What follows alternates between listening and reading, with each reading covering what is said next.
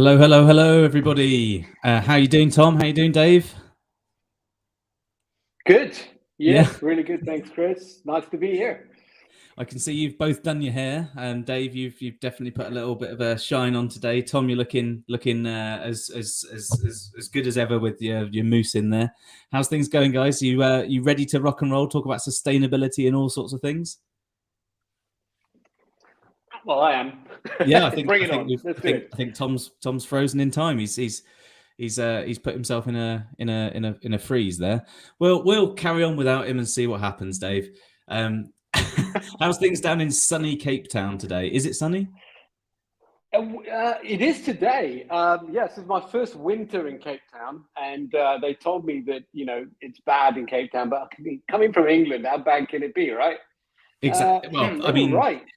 exactly. Yeah, Exactly. it's bad, Chris. It's bad.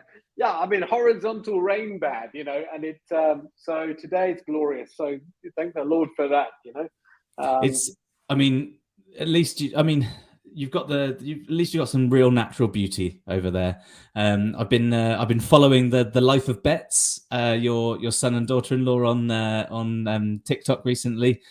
Quite a lot of bloody lovely sights that they've been enjoying over there as well, which is pretty wonderful. Nice plug, Chris. Thanks for that. Well, it's what's that at Life of Bets or something or other on it is, yeah. Instagram and thing, TikTok and everything. If you ever as an agency owner dream of disappearing off in the world and getting a camper van and enjoying life, well then there is a really good resource to watch all of that stuff, and that certainly makes me want to do it whenever I've had a long day in the office. Exactly, and then I get the phone calls, which is the behind camera view of this whole thing. So I'll do a all tell story one day when they stop doing that, I think. But yeah, no, it's great. They make me jealous. They have to. I get all these photos. What a life. There we go. We've got Tom back, everyone. We missed you, Tom. There he is. I had my internet just crashed at a very convenient time, so apologies about that. It happens. You're in beautiful Portugal, which is obviously the right place to be when it comes to the weather. We were just chatting rubbish about the weather for a moment whilst we were waiting for you. What made you move down to Portugal, Tom? Was it that nomad visa? Yeah, it's not the internet for sure, but no, it's it's a nice community of people, and the nomad visa is very popular. So yeah, lots of people with businesses doing exciting things, particularly in sustainability, and yeah, it's a lovely country as well. But I still come back to England when I can. Nice. So we're here to talk about making and building an ethical and sustainable agency, and I can't think of two better people. First of all, Tom, give yourself a little intro around what you and Futureproof do. But Dave, beyond being an agency advisor for the OMG Centre and in your own private practice, you've got a very long history, should we say, from a positive perspective of actually doing this stuff and making and really affecting change. So, Tom, do you want to roll off with a little intro of who you guys are and what you guys do? Sure. So yeah, firstly, thanks for having us. So yeah, I'm Tom. Basically, I run a company called Futureproof, and what we do is we help businesses of all sizes with sustainability. So being able to measure what you do, from carbon to your people, through to putting in place new things that make you a better citizen for the planet. So be it reducing your emissions or achieving certifications. So it's a bit like accountancy software, but it's for sustainability. So we offer that to all types of businesses. And one of the things that you do that we partner with you in particular is the B Corping process, because it's I started trying to look at it yonks ago, and my head exploded and I stopped, and then happened upon you guys. Dave, tell us all about yourself. This is, I think, your second or third webinar with me. So anyone who hasn't met Dave before, this is your chance. Hello again, and why didn't you watch the other ones? That's the question. Yeah. So my name's Dave, good friends with Chris. So yeah, where does it start? I started a sustainability company in 2010 called Energy Drive, based here in South Africa, where we actively put energy saving equipment into large steel and mining companies throughout the world, and we grew it into a global business. I'll use my brag sheet. To date, we've saved 1.21 billion liters of water, 920 million kilograms of CO2 saved, 874 gigawatts of power this year, which is equivalent of taking 21,000 homes off the grid every single day. So that's my brag sheet from the work with Energy Drive. That's not a lot. I then retired. Nothing to be proud of there, Dave. I switched the light off earlier. Nothing at all. I know. Well done, you. Then just started a company called The Climate Change, which focus on helping companies at least ask the right questions about how they're going to achieve their big targets. The biggest thing in my experience is people set these huge targets, usually to please their shareholders or to greenwash some document, but the actual implementation is very poor. Yeah. And so we've set up a company called The Climate Change to help them have the right conversations. And in my spare time, I'm an OMG coach, and I also am a business and life coach as well. In your spare time, and you're semi-retired as well, and that's all that spare time gone with all of the time that you spend on webinars doing cool things like this. So if you guys are cool, let's jump straight into it. I think because I think there's the where do you start question is quite important, because you can't kind of build anything ethical or sustainable unless you sort of build it in at the core. What in your minds is what would be the first thing you'd look to understand whether an agency itself is ethical or even sustainable, should we say? Yeah, so I think the first thing, wherever you are, is I think every company we talk to, they always think they're maybe a little further ahead, and it's not a bad thing at all.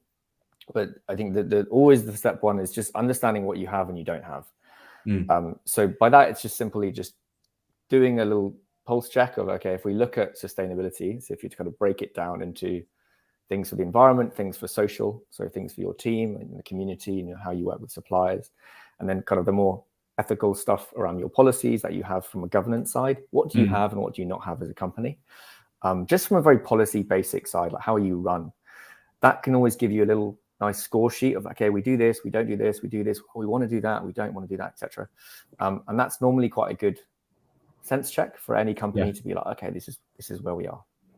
And Dave, I know that it's quite a big thing in you, sort of from a personal point of view. You've got a very big heart, but you've also got a big drive around like making things done ethically, done right, and obviously building Energy Drive. You've created this industrial level of sustainability to a degree.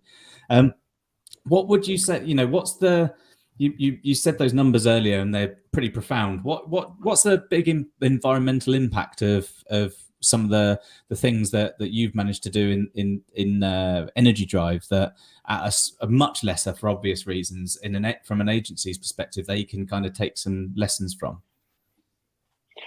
Yeah, I think the first question you ask when it talks about ethics and sustainability is, what's your worldview? I think everything comes from values and beliefs, and everything must flow out of how you see the world. Some people just see the world as a way of sustaining your own lifestyle, and I'll just do what I want to do. They see them me-centric, or you see your company in isolation. I don't think we can even have this conversation until you first see that you are a citizen of the world and you are part of the solution rather than it must serve you. So, it starts there, right? And I think then you can start to answer a lot of questions, not just how do I reduce carbon and how do I, become greener, but how do I make a difference to people, and how do I make better decisions, and how do I have transparency, and how do I have robust conversations? And, all of that stems from where do I see myself in the world, and what is my role in this world? I think that's the beginning point. That was a driver for Energy Drive. It really wasn't just to reduce carbon. That almost became a byproduct. It was, how do I reduce the electrical load on the system so more people can be plugged into the power? That was a start. And so, yeah, I think sustainability and ethics are hand in hand. They go together. One feeds the other. So my point is everything starts from worldview. So, I'll be my first question talking to any CEO or board. Explain to me the way you see yourself positioned in this world. And then from there, I'll see, I love this quote, the proof of desire is in pursuit. Don't tell me you desire something unless I see you pursue it. And that's the big thing when it comes to sustainability. People spouse a lot of desire, but demonstrate very little pursuit. Yeah, and it's that sort of worldview piece that's quite important to get right with an entire team in an agency, because everyone's very different. We all come from different places. We've all got different experiences, we've had different ways of working, different things have happened to us in professional life and personal life and things. But one of the things that I think comes outside of all of this is if you have a team which are aligned to the same sort of value set from a professional point of view. Obviously everyone has different sets of values, but there's a core set of values that everyone can align with.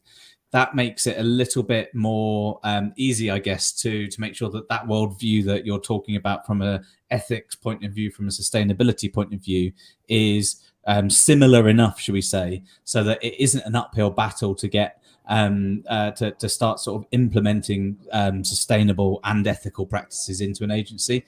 Now, sustainability, ethics kind of go hand in hand. On the ethical side, there's also the unethical ways of doing business. We're not going to touch that sort of stuff today, but from an ethical point of view, we're looking at the impact on the work we do. From a sustainability point of view, that also there's a couple of factors there, isn't there? There's the financial sustainability of an organization. That's cash flow. That we did that webinar, that was a lot of fun. But there's the other side as well. It's the physical impact and the sustainability at scale of a machine and an industry which uses an awful lot of resources. The sustainability of I got asked this the other day, and I genuinely had to sort of sit down and have a little think about this, and I'd love to know what your thoughts would be. Is how do you, as an agency owner, and most agencies are sort of between 5 and 15 staff, and this is an international kind of part of the bell curve there. How would you balance growth with sustainability when you know that the long-term success is making money? What do you reckon, Dave? That's a question for Tom. I'm sure Tom should answer that one. Go on, Tom.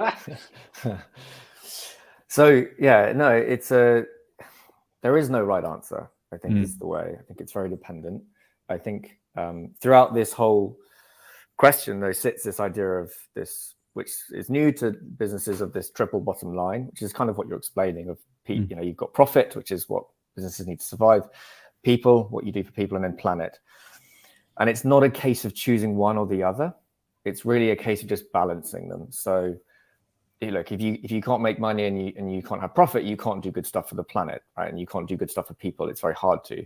Yeah. So ultimately, you need to try and find ways that, yes, you can make profit, but you don't do it at such a big expense that you are tearing apart the planet, or you are really creating a hostile environment for your team, for example. So it's just a case of balancing and knowing when you make decisions, are we thinking about the impact this makes for the team, for the community, for future people that want to work here, for our customers? Are we really doing the right thing here? If so, then great, we can still do it. If not, then maybe it's something we want to consider. Is there another version of that answer that we could be doing instead? And it's the same thing for the environment as well. And I think it's really not a case of just answering one of the P's, but just thinking about how they all work together. Yeah. And that normally tends to really help agency owners around, okay, maybe there is a way to do it, but I just need to be evaluating the whole time of these three. Yeah. I like what you, I'm going to jump in there. Go on. I think on top of that, so Harvard University last year produced the stats that 73% of customers now ask the green question of people, things that they're buying. All right. So, I mean, just that alone, if you're looking 5 years down the line, well, my money's going to come from people that are consciously making decisions to use an agency that's got green credentials. So, right there ties finance and sustainability hand in hand. If we don't become green, there is going to be a direct impact on our bottom line. Yeah. And so our strategy has to fall in line with that. Those are it's the stats. The day of just the cheapest agency wins is gone. The new generation is ethical, sustainable, green, switched on, making good decisions. And there's and this kind of brings us to another point here, is that it's easy to say all of this, like we're just saying words and we're not actively doing anything at this very moment. I know that there's a lot that you do, Tom, to help kind of keep that consciousness in place when you've got clients that you guys are working with, and I'm pretty sure that you didn't just put in infrastructure into an organization to save electricity bills. There was an education piece to quite a lot of this as well. But it is so easy to say, we're green, we're sustainable, we've got a badge and all that sort of stuff, but it's very hard to do. Now, I don't know if you guys have ever watched a TV show that's called The Good Place. Have you heard of that? It's a sitcom, and essentially the last episode, the last part of the last episode of the last season, there's essentially a conversation that is had around, no matter what you do, there's an impact somewhere.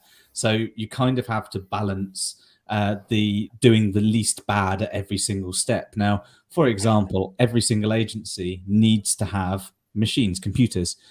All of those computers are using rare earth minerals. They are arguably, and probably not a good time to have a conversation about this, but arguably not that well resourced or fairly resourced or ethically resourced. It's very easy to say we've got our B Corp badge and we cycle to work and things like that, but at the same time we've all got iPhones and we've all got electric cars that are running off of coal-fired power station generated electricity. I think one of the things that is really important, I guess, it's a bit like to what you said there, Dave, is the consciousness thing comes over time, because it's coming upstream from the customer at the end, as well as downstream from large monetary organizations that are setting agendas and things like that. And in the middle is the agency there. And like, there's lots of stuff an agency can do that isn't just ticking boxes. You don't need a brand new laptop for every member of staff that comes in. You don't need the best everythings every single time and throw a bunch of stuff in the bin. But there's some strategies that you guys would consider that would make it easier to have that kind of conscious decision making in an agency, because things happen so fast. It just feels like you need a bit of almost like a mental process to go through, a bit like a repetitive set of questions you ask yourself every time. I'll throw in a couple examples, real world examples. So in my experience, you have to equate an action to an outcome or a consequence. So let's take an aircon, for instance. So a lot of people in summer run their aircon at 17 and in winter run it at 25, right? Both are at the extremes of their temperature. Now, if you can tie a temperature to a cost, and you can show them for every degree that you change an aircon up or down, the material effect it has on cost, you then start to change behavior. Because everything about sustainability is about behavior change, right? So in the big scale of things, what we did in Energy Drive is every time they made a dial setting, which would have been megawatts, it sent a text message to them showing them exactly what that would mean over the next month in pounds and pence. Wow. So it's a bit like a smart meter, right. So there was this feedback loop, and that's what changed the behavior, because they couldn't see kilowatts. They could certainly feel pounds and pence. Yeah. And that text message went to their immediate boss, who would then come back and say, well, why did we make that change? So in an agency, scale that down to asking how much fuel did we all use when we could have done car sharing, and put that down to a figure. How much, if we ran our air cons at 19 or 20, would that actually save? And then consequently, it's not just saving money, it's saving CO2 and all the rest of the emissions that go with that, right? So those are some practical working. So tie an action to a consequence. Yeah. And that way you get and have a feedback loop, and it creates behavior change. That's single-handedly the best way of doing that. Tom?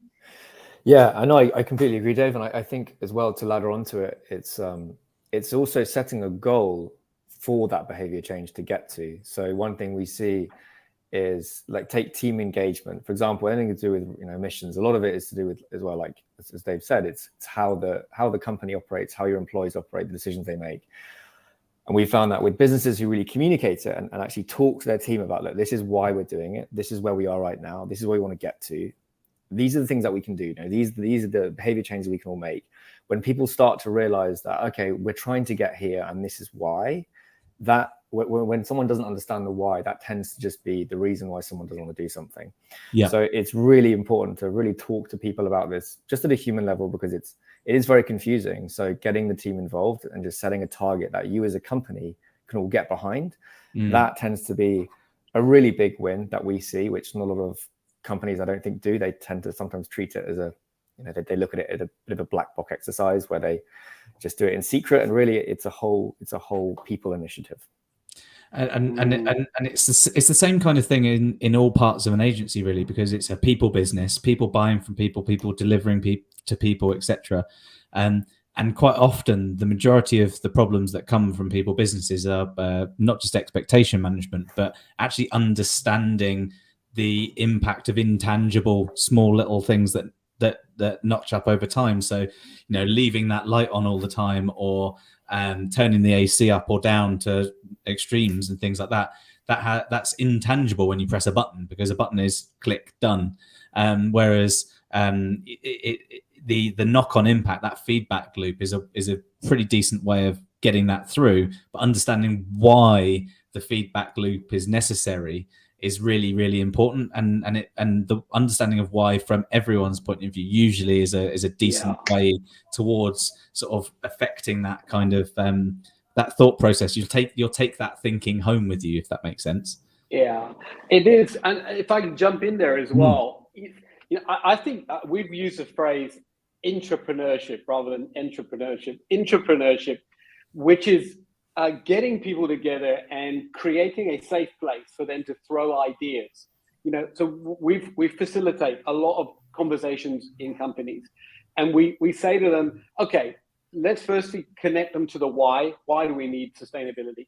And then let's just create a safe place where you can have all the crazy ideas that you think might make a difference. Yeah. Of the 100 that go on the board, 10 might work. But because it's coming from the employees themselves and not forced down from somewhere else, but they're being innovative in their thinking, it suddenly builds that sense of ownership, which is really what is the behavior change that drives this organization, right? And then you can be competitive about it. You can compete one department with the other, or one area with the other, and who's got the best ideas. You make it fun, you can gamify it.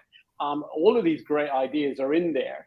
And it's little differences. It's the 1% rule. You know, the 1% rule over a whole year is what gains this thing. This sense that we buy a piece of something, some technology, and we put it in, it changes the world, changes our whole view, isn't true. It just doesn't stack up. Yeah. It is lots and lots of the littles. I get passionate about this now. Yes, but it's lots and lots of the little that makes the difference in these companies. It is. It's the same in every part of these in an agency. In most businesses, it's the pennies that make the pounds, all that sort of stuff. But it's very much the same in terms of the impact, and the impact of turning off one light right now, or the impact of not leaving a laptop on standby for an entire weekend in the office is small. But the impact over the course of a year or several years is high, and it's hard to kind of relate that without having some kind of tangible understanding of why it's important and how much impact that can make. But let's say you've got the why. You're saying we're an ethical agency or we're a sustainable agency, and you've got the rubber stamps and all the pieces of paper that kind of get you to a point where you can kind of put it on emails and in pitch decks and things like that.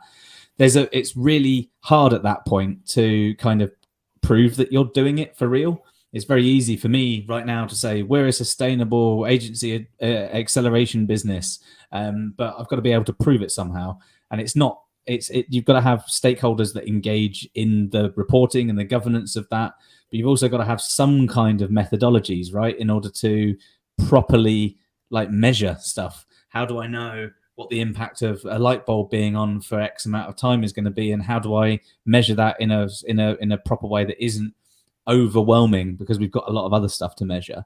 So I know Tom, I did fish around the back end of the B Corp stuff that you guys have got, and there's an awful lot of ways and means to measure this stuff. How do you normally kind of balance we have to run a business, but we also need to make sure that we're actually proving that we can do what we're doing?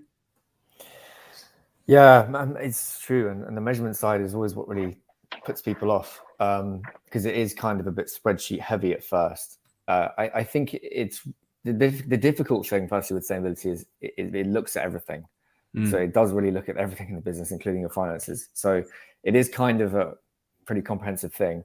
I think for businesses trying to understand it, it's just picking them things that matter to you. Going back to Dave's point earlier, it's like, why are you doing this? What's important to you, and then picking the things that really you as a business and you as an agency, what really matters to you. If it's people, it's looking at your team satisfaction. It's looking at what you do for the community, how much time you spent doing that each quarter, for example. Try and chunk all these different measurements that you can do into the 3 categories of ES and G. So environment, social, governance. It tends to be quite easy to look at it like that. And don't overcomplicate it. Just try and pick the key metrics that you think you want to be tracking. That's a really good first step. Most businesses aren't doing that. You then have the big softwares that do lots more, and there's hundreds of different metrics you can track. In all honesty, just focus on the core ones and just start to add in what you think is important to you, and just try and keep it all in one sheet. Look at it one spreadsheet, look at it every quarter, update it, have a viewpoint on it. That normally tends to, again, I think, remove some of the fear of the whole process. If you just try and keep it really simple at first, we like the phrase KISS, just keep it simple, stupid, because I think it's needed in this industry sometimes. So maybe start there, and then you can start to develop it in time.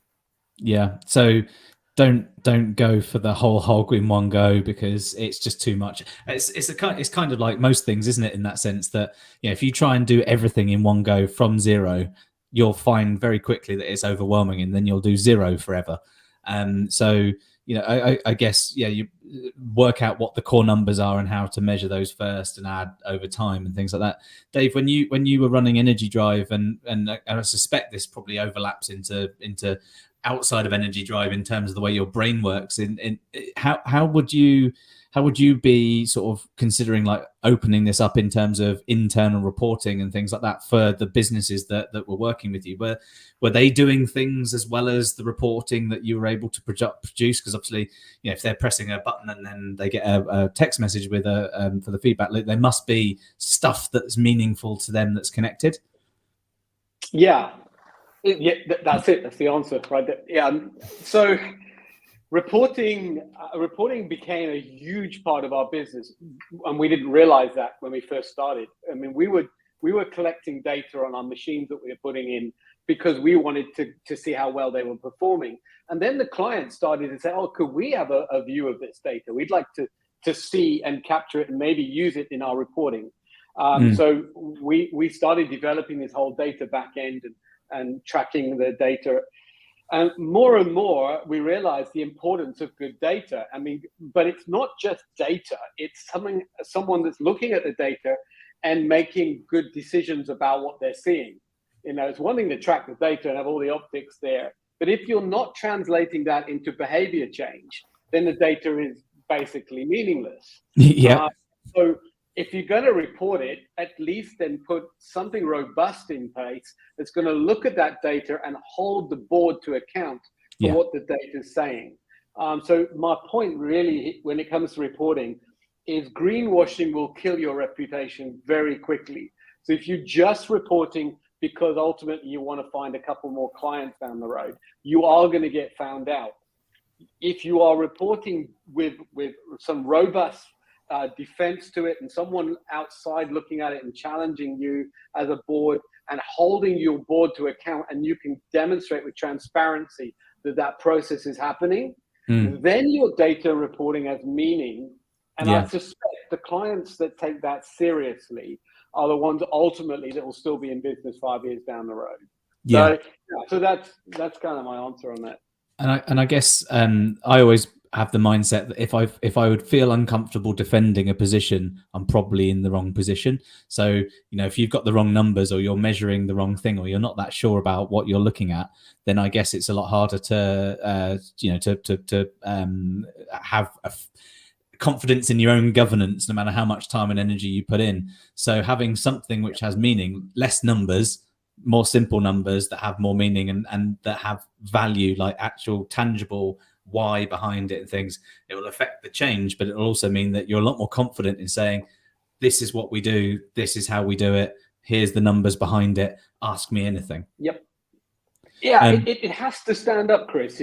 And that's the thing about the whole ESG thing now, is it can't just be a buzz, a buzzword or a nice tagline. It has to stand up to scrutiny. And I think you have to have, I would say, an outsider on your board or in your committee that can give that outside perspective and challenge. That's been my view on that. And I'm guessing to a certain point, Tom, I'm not to put words in your mouth, but maybe, well, you can answer with some real words in a minute.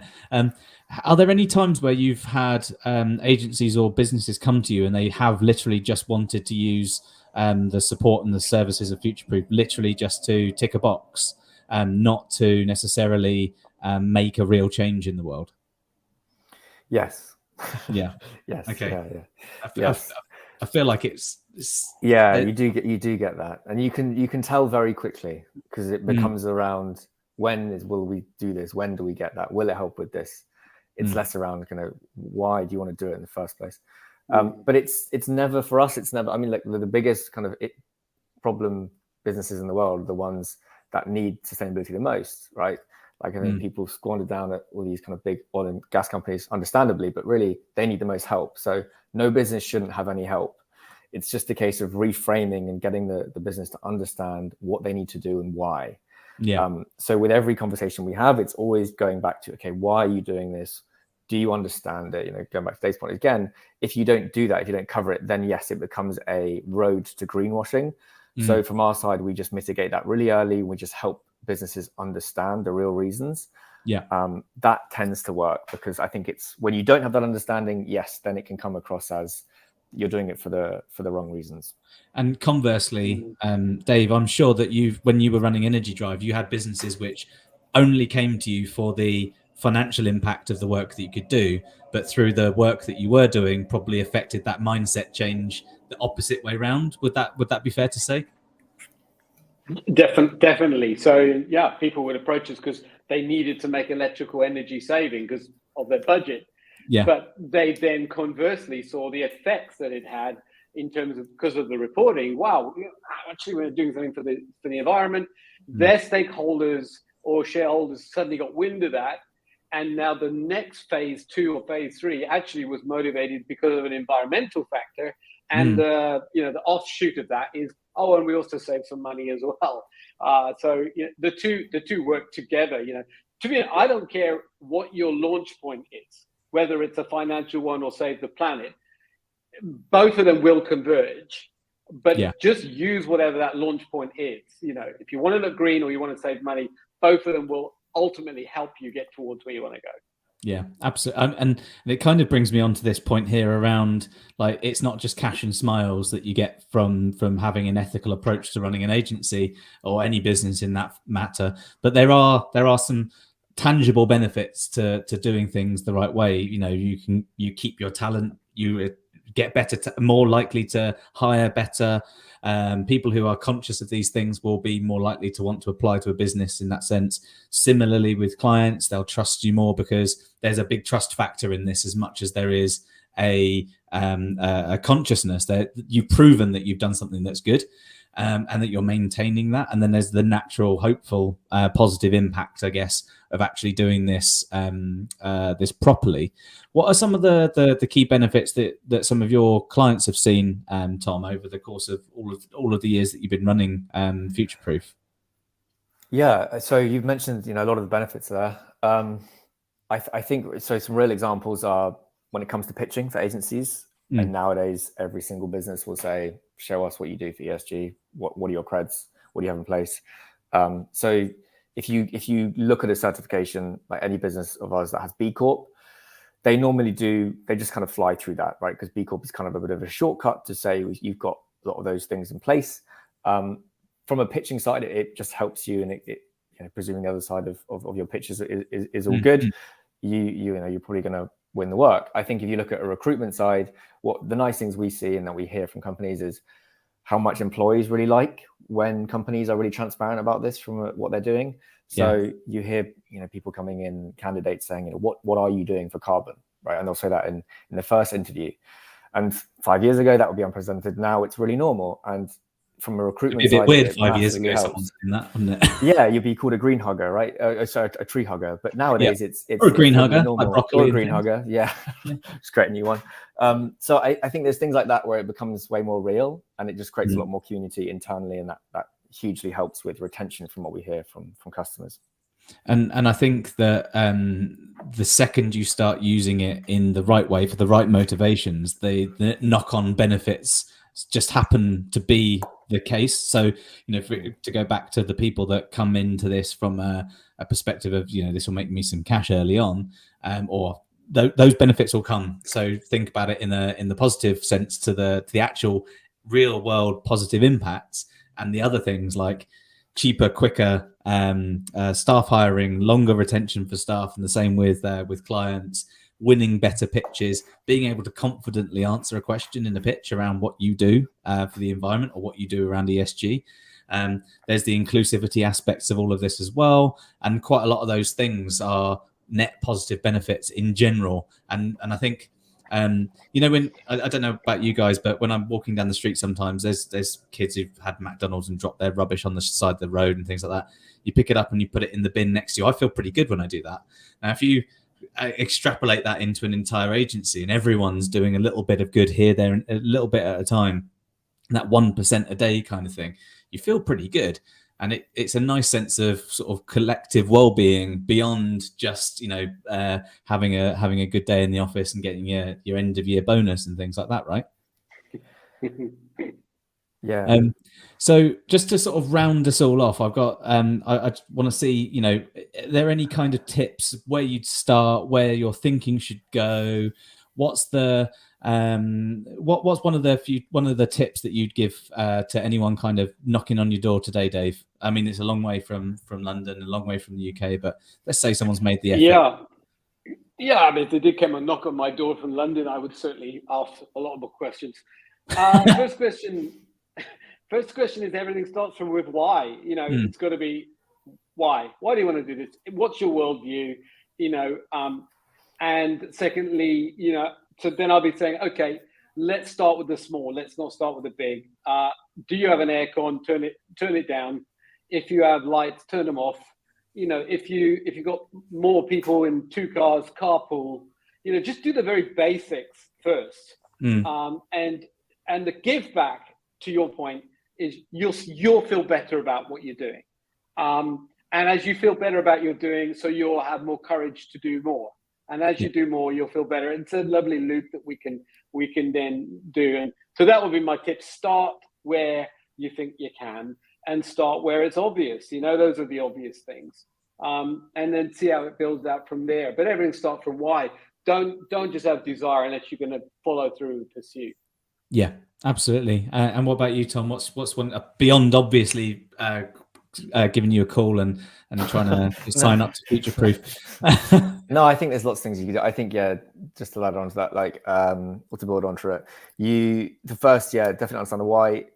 We always run lunch and learns. The goal is that you could do this internally yourself. Just have someone who's just going through the basics of what is sustainability. It's actually, it's quite crazy how much people don't know about it. So really just going through what things mean and just helping everyone understand and get to a base level as a company.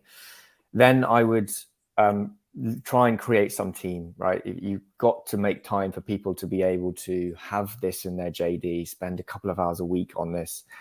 The biggest thing we always hear is, we've got so much other work. And with agencies, it's so popular. So really making this billable work, I would say, is a recommendation, baking it into job descriptions. Then identify your quick wins, all the things you can do that are quote unquote easier to do and aren't expensive. Tackle those first. and then celebrate every win. You know, do the easier stuff, Yes. then you'll get onto the harder stuff. But you must celebrate the wins. If you don't, then it will feel like this laborious exercise, and it can be quite enjoyable. Well, it is enjoyable. It is. Yeah, we love it. I completely agree with both of you. My tip to any of the agencies that are thinking about having this as a mainstay in their business, the benefits are obvious. Not just to the world, not just to you individually, but to your teams, to your clients, to everyone. If you don't know where to start, or you do, beyond the easy wins and things like that, Tom, Futureproof is there. You can find them via, Futureproof, or through the B Corping section on the OMG site. Dave, always conscious of the why, top OMG advisor. So give Dave a shout if you need to if you want to have a conversation about any of these things. The reality is it has to start with you picking up the phone to a certain degree. So if you want to make these sorts of changes, you need to speak to your team. Your team need to be behind it. If you see resistance in your team, you need to work out what that might well be. Sometimes it is just change. Other times you might not have people who really believe these things. And if they don't believe in it, then that's where these feedback loops, that's where this education, that's where showing not just where the money goes, but why it's important can make a real change. And everyone wants to feel good as well. So go pick up some rubbish after this listen to this webinar, guys. Tom, Dave, Wonderful. Thanks so much for coming on. It's been wonderful to speak to you again, Dave. It's been wonderful to see you, Tom. Have a great afternoon, everybody, and we'll see you soon. Cheers, guys. Cheers. Thank you very much.